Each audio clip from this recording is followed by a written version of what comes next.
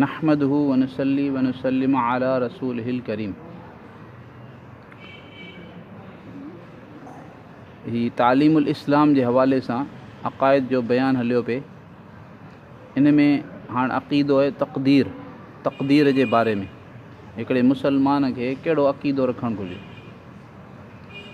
तक़दीर ते ईमान आणणु फ़र्ज़ु आहे ऐं तक़दीर खे अरबी लुग़त में तक़दीर जी माना आहे अंदाज़ो करणु, ऐं इस्तिलाह शरीयत में तक़दीर चइबो आहे जेको कुझु हेसि ताईं थी चुको आहे ऐं जेको कुझु थी रहियो आहे ऐं जेको कुझु आईंदा थींदो, सभु जो सभु अल्लाह पाक जे इल्म में आहे ऐं उन जे मुताबिक़ ई थिए पियो।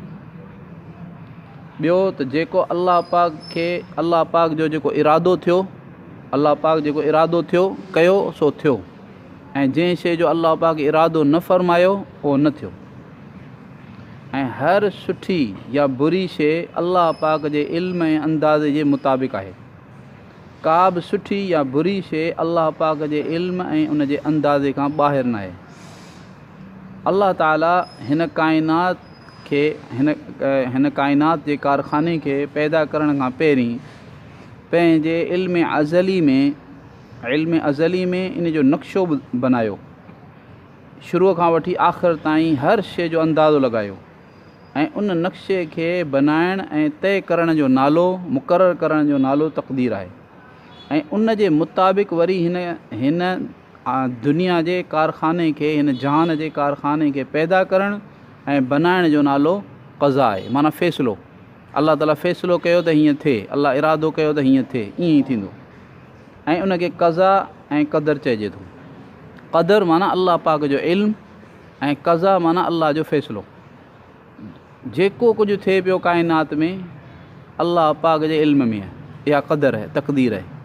ऐं जेको कुझु थिए पियो अल्लाह पाक जे इरादे सां थिए पियो। अल्लाह जे इरादे खां सवाइ भले सुठी हुजे शइ या बुरी हुजे, आमाल हुजनि या शयूं हुजनि या हालात हुजनि, सभु जा सभु अल्लाह पाक जे इरादे सां थियनि था। तक़दीर जे अक़ीदे खे मञण सां इंसान मजबूर महज़ नथो थी वञे, बल्कि हुन में यानी इरादे जी ऐं इख़्तियार जी जेका वस्फ़ आहे उहा इंसान में बाक़ी रहे थी। जीअं त हर इंसान खे इहो तजुर्बो ऐं मुशाहिदो आहे त यानी हू हर ॻाल्हि पंहिंजे इख़्तियार सां करे थो, जेको चाहे थो करे थो, जेको नथो चाहे नथो करे। हिकिड़ो माण्हू इरादो थो करे उथी बीहां, उथी थो बीहे, इरादो थो करे वेहां, वेही थो रहे। त इंसानु पथर वांगुरु कोन्हे त पथर खे को ॿियो उछले त उछलजंदो, न त पाण हरकत कोन थो करे सघे। तक़दीर में लिखियलु सभु कुझु आहे, पर उन लिखण जे करे इंसानु मजबूर महज़ कोन थो थी वञे, बल्कि अल्लाह पाक तक़दीर में इहो लिखो वियो आहे त जेके नेक आमाल या बुरा आमाल कंदो इंसानु पंहिंजे इख़्तियार सां कंदो ऐं उन्हनि ते उनखे जज़ा ऐं सज़ा मिलंदी। तक़दीर जा ॿ क़िस्म आहिनि। हिकिड़े जो नालो आहे तक़दीर मुबरम माना यक़ीनी, माना उन में कंहिं बि क़िस्म जो का तब्दीली नथी अची सघे। यानी उहा तक़दीर आहे जेका अटल थी चुकी आहे, यक़ीनी थी चुकी आहे ऐं उन में कुझु बि तब्दीली नथी थी सघे। लोहे महफ़ूज़ में अल्लाह ताला हिकिड़ी ॻाल्हि लिखी छॾी, बसि हीअं थींदो, उहा थी रहंदी। ऐं ॿी जेका तक़दीर आहे उन जो नालो आहे तक़दीर मुअल्लक़ माना हिकिड़ी शइ खे ॿिए शइ सां जोड़ियो वियो हुजे। इहा उहा तक़दीर आहे जेका अटल कान थींदी आहे, बल्कि उन में तब्दीली अची सघे थी। इन तक़दीर खे अल्लाह पाक कंहिं ॿिए कम सां जोड़े छॾियो आहे। मसलन फलाणो माण्हू जेकॾहिं फलाणो माण्हू फलाणो कमु कंदो त पोइ फलाणो हिन सां मामिलो थींदो, जेकॾहिं हीउ कमु न कंदो त पोइ हिन सां हीउ मामिलो कोन थींदो। मसलन जेकॾहिं ज़ैद जेको आहे उहो पंहिंजे माउ पीउ जी ख़िदमत कंदो त हुनजी उमिरि जेका आहे उहा 80 साल थींदी, पर जेकॾहिं माउ पीउ जी ख़िदमत न कंदो त पोइ हुनजी उमिरि 60 साल थींदी। त ईअं लिखियलु आहे उहा जेका तक़दीर मुअल्लक़ आहे उन में। मसलन ज़ैद हज कंदो त पोइ हुनजी जेको रोज़ी हेतिरी आहे, पर जेकर हज न कई त पोइ हुनजी रोज़ी हेतिरी आहे, ईअं लिखियलु आहे। अच्छा, तक़दीर मुबरम हुजे या तक़दीर मुअल्लक़ हुजे, इहा बंदनि जे एतबार सां आहे, पर अल्लाह पाक जे एतबार सां हर तक़दीर मुबरम आहे। छो त अल्लाह पाक खे ख़बर आहे हर कम जे इब्तिदा अंजाम जी ऐं ख़ात्मे जी, यानी आख़िरी छा थींदो। मसइला हुन में त लिखियलु आहे त हीअ जेकॾहिं माउ पीउ जी ख़िदमत कंदो त हिन जी 80 साल उमिरि थींदी, पर जेकॾहिं न कंदो त हिन जी 60 साल उमिरि थींदी। त उते लिखियलु आहे, पर अल्लाह खे ख़बर आहे त कंदो या कोन कंदो, ऐं आख़िर में हिन जी उमिरि केतिरी थींदी, पसाह केतिरा थींदा। इहा अल्लाह जे इल्म जे एतबार सां हर शइ यकीनी आहे, पर बंदनि जे एतबार सां ऐं लोहे महफ़ूज़ में लिखण जे एतबार सां जेको आहे सो फ़र्क़ु थींदो। तक़दीर जा 5 दर्जात आहिनि ऐं मर्तबा आहिनि। पहिरियों दर्जो आहे उहे ॻाल्हियूं जिन जे बारे में अल्लाह पाक अज़ल में फ़ैसिलो फ़रमाए छॾियो आहे, ऐं उन्हनि उमूर जे बारे में तक़दीर अज़ली आहे, यानी इब्तिदा में उहे ॻाल्हियूं। ॿियो क़िस्म इहो आहे, उहे ॻाल्हियूं जिन खे अल्लाह रब्बुल आलमीन अर्श खे पैदा करण खां पोइ ऐं ज़मीन आसमान खे पैदा करण खां पहिरीं तइ कयो।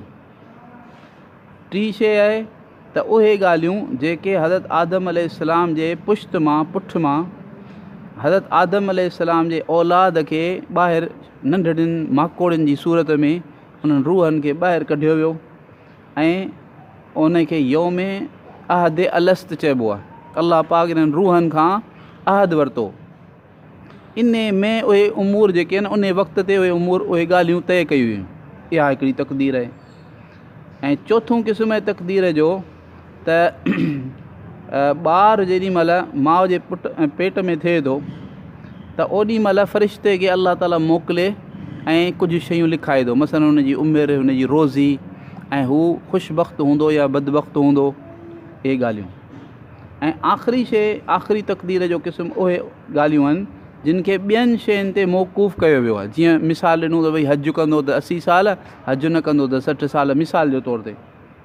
हाणे तक़दीर जे इन्हनि 5 दर्जात में पहिरियां जेके 4 दर्जा आहिनि उहे यकीनी आहिनि, मुबरम आहिनि, जेके अटल आहिनि, ऐं उन में का बि तब्दीली कान ईंदी, ऐं इन में कंहिं बि क़िस्म जो फ़र्क़ु कोई न ईंदो। आख़िरी दर्जो जेको आहे उहो तक़दीर मुअल्लक़ जो आहे, ऐं इन में यानी तब्दीली अची सघे थी, तब्दील थींदो रहंदो। अच्छा, तक़दीर जे अक़ीदे जे करे कंहिंखे इहो सोचे करे ईमान ऐं आमाल खे तर्क करणु जाइज़ कोन्हे त भई मुंहिंजे बारे में जेको कुझु लिखियो पियो हूंदो उहो ई थींदो, हाणे आउं कुझु कोन थो करियां, थींदो उहो ई जेको लिखियलु आहे। पर इन जे करे इहो माण्हू ईअं न सोचे त भई आउं हथ पेर यानी आउं पंहिंजी कोशिशि करणु बंदि थो करे छॾियां, छो त थींदो उहो ई जेको लिखियो पियो आहे। न,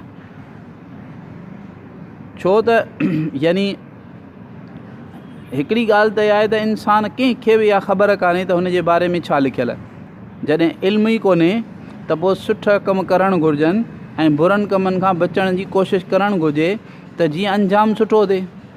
ॿियो त तक़दीर में जिते नतीजा लिखियल आहिनि उहे उते असबाब बि लिखियल आहिनि। माना इहो मसइलनि जेकर कंहिं जे बारे में लिखियलु आहे त हीउ सुठा कम कंदो त इहो लिखियलु आहे त हीउ पंहिंजे इख़्तियार सां कंदो।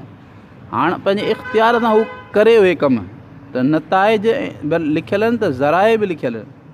तक़दीर में जेकॾहिं इहो लिखियलु आहे त फ़लाणो माण्हू जन्नती आहे, त इहो बि लिखियलु आहे त ईमान ऐं आमाल सालिहा जे करे जन्नती आहे।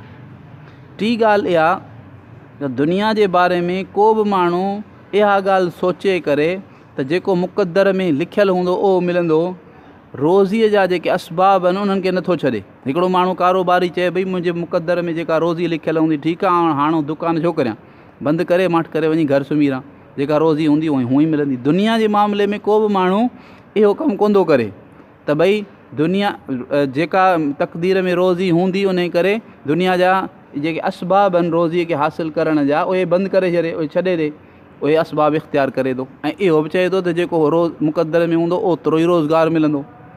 ईअं ई बि दीन जे एतबार में छो इंसानु जेको आहे तक़दीर में विच में आणे, ऐं केतिरा माण्हू चई छॾींदा आहिनि साईं असांजे लाइ जेको थियणो हूंदो त थींदो, पोइ असां छो फ़िक्रु करियूं। टी ॻाल्हि इहा त तक़दीर जे आख़िरी ॻाल्हि इहा आहे त तक़दीर जे बारे में बहस न करणु घुरिजे, ऐं इन में वधीक इन खे खोटणु ऐं इन में तहक़ीक़ करणु न घुरिजे।